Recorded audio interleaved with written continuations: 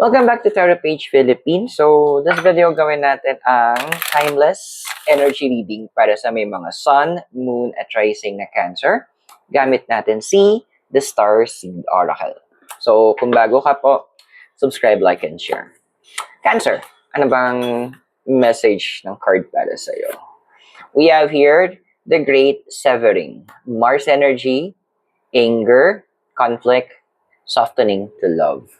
Alam mo, Cancer, yes, andoon na your house of ancestry, in astrology, house of family. Pero, hindi naman sa lahat ng oras is always about, di ba, rainbows and butterflies. Hindi naman sa lahat ng oras dapat happy-happy. May mga oras talaga na kailangan mong magkasungay. And this is that time. Why? Because, may kasabihan nga tayo pag hindi mo nakuha sa santong dasalan, kunin mo sa santong, bugbugan na actually dapat for this time. Kasi andoon na, nag-extend ka na ng patience mo masyado. Masyado ka nang naging concern, masyado ka nang umintindi. Ano yung nakuha mo? Nga, di ba? So, ito na yung moment. You need to exert your energy. You need to put your foot down.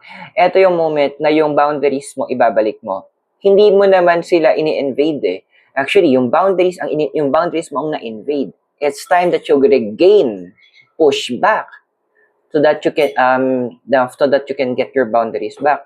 Kasi sometimes ang respect, lalo na sa case mo ngayon, na you've given a lot, tapos andoon na ikaw pa yung nagiging masama, ikaw pa yung parang nagkulang, it's time that you demand the respect.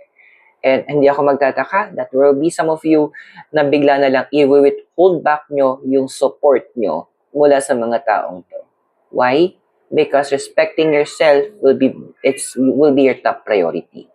So I hope nakatulong yung reading, and I'll see you on our next video.